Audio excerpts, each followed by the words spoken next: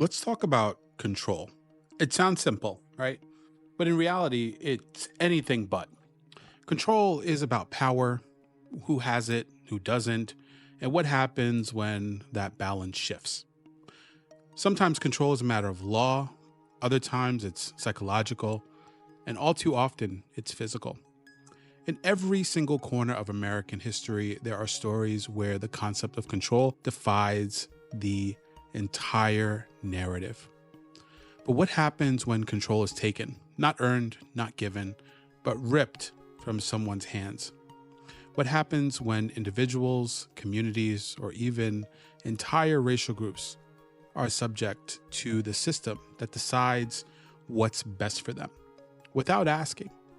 Today, we're going to explore 3 chilling stories tied together by one through line: the abuse, theft, and manipulation of control. We'll begin with a man who stormed a news studio, claiming his thoughts were being hijacked. Then we'll turn to the story of a doctor who built his career on the bodies of enslaved women.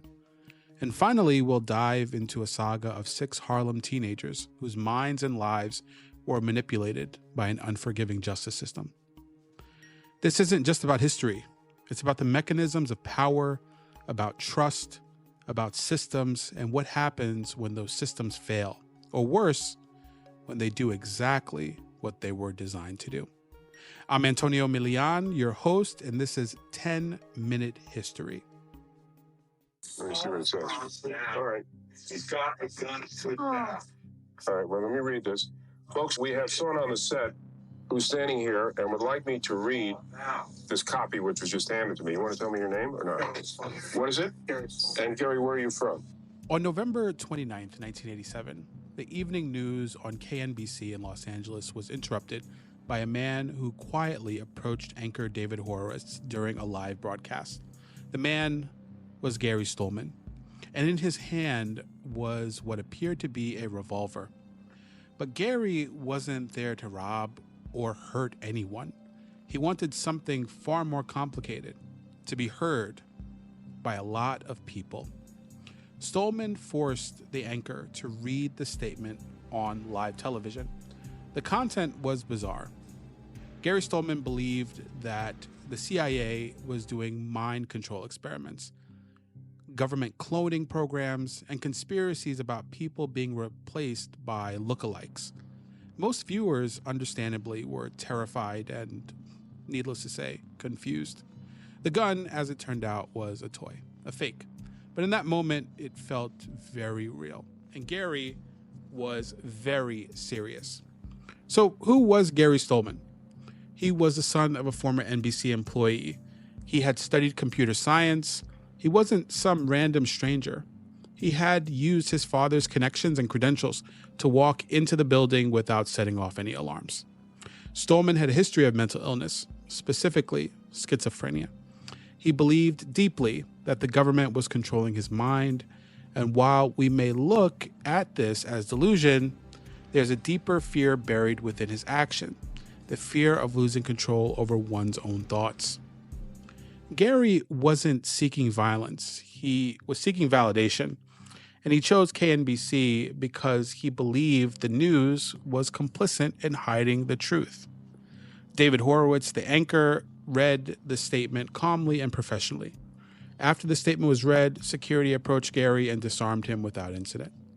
Stollman was arrested. At his trial, his mental illness became the focus. Rather than a long prison sentence, he was institutionalized. In 2003, he died, largely forgotten. Gary Stollman's story ended quietly, without major headlines, but the fear he raised about mental autonomy, media control, and surveillance still haunts us today. Whether we view him as delusional or desperate, his actions were a warning about what it means to lose control over your own mind in a world that increasingly monitors everything. Now, our second story takes us to South Carolina. So let's go back to the 1840s, a time before antibiotics, anesthesia, and before medical ethics as we know them. Dr. J. Marion Sims is often called the father of modern gynecology. He developed tools like the speculum and techniques to repair obstetric fistula tears that could occur during childbirth. He founded hospitals and medical schools. Statues of him once stood in many major cities. But Sims' success was built on human experimentation, specifically on enslaved black women. Among them were the names of the women whose names were Anarcha, Lucy, and Betsy, names that history tried to forget, but we remember now. These women were subject to repeated surgeries, often dozens, without anesthesia. Sims, like many white doctors of the time, and some even today, believed that black people didn't feel pain the same way that white people did. Now, that's just wrong. That's white supremacist pseudoscience. And let's be clear, these women never gave consent.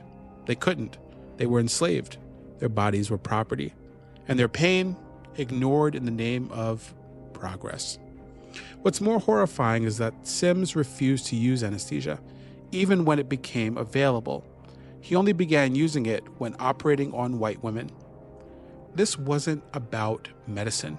It was about control over black bodies. Sims wasn't innovating. He was exploiting. The hospital he founded in Montgomery, Alabama, was the first for women, but only white women. The experiments on enslaved women gave white women better health care.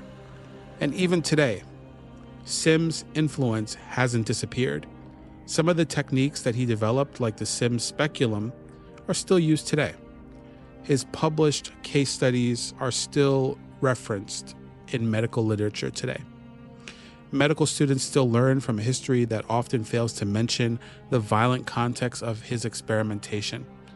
Even worse, implicit racial bias in pain management remains a crisis in modern healthcare, particularly in gynecology, where black women's concerns are often ignored or minimized. Sims died in 1883, honored by the medical establishment. But over a century later, activists, especially black women, began to tell the truth. In 2018, his statue was removed from Central Park. His legacy remains deeply contested.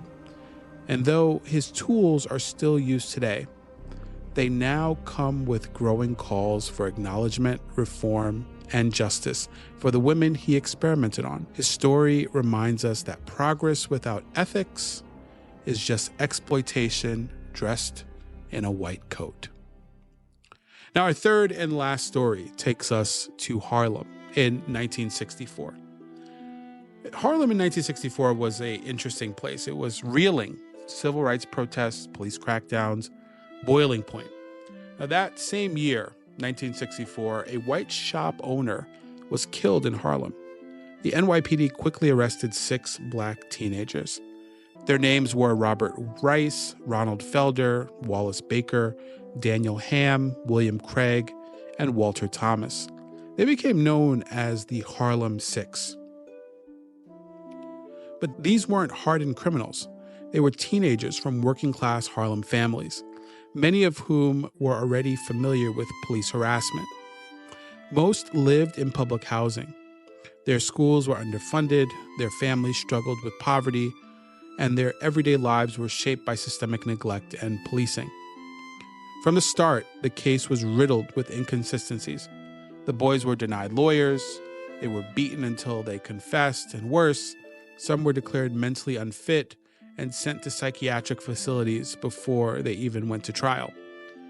Inside those institutions, the abuse continued. Some of the boys were placed in solitary confinement, others were injected with antipsychotic drugs without consent. They were labeled as dangerous, despite no history of violent behavior. These treatments weren't about healing. They were about erasure. If they weren't compliant, they were sedated. If they resisted, they were punished and sedated. It was an attempt to control their minds, as well as their bodies. Journalist and author James Baldwin exposed the injustice in an article titled "A Report from Occupied Territory." He wrote about Harlem not as part of America, but as a controlled zone, where the law didn't protect, it punished. Attorney William Kunstler later took on the case. Over the years, convictions were overturned, but it took decades. Some of the Harlem Six never recovered. Robert Rice spent time in and out of mental institutions and was reportedly never the same. Their minds and reputations were shattered. Though some of the Harlem Six were ultimately exonerated, the damage was done. Their youth was stolen, their minds tampered with, and their futures dimmed by state violence. They received no formal apology and no compensation. Their case exposed the psychological warfare waged on Black youth in the North, showing that control wasn't just a Southern issue. It was nationwide, institutional, and devastating. Control, it's not just about who holds the keys. It's about who writes the rules. And all three of these stories show what happens when control is abused. Gary Stollman thought his mind was being controlled, and in his desperation, he took control of the airwaves. Marion Sims built a legacy by taking control over Black women's bodies without their consent. And the Harlem Six, their minds, their futures, their very humanity were taken from them by a justice system that never saw them as children, only threats. What connects them is a chilling truth, that control in the wrong hands becomes violence. It becomes silence, and it becomes history that we must confront even when it's uncomfortable.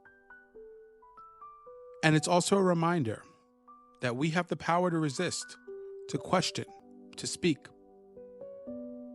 This is 10-Minute History Lessons. I'm your host, Antonio Milian. If this made you think, follow and share with someone else who needs to hear these stories. Stay curious, stay critical, and remember, the past is never just the past. It's a blueprint to our future. See you next time.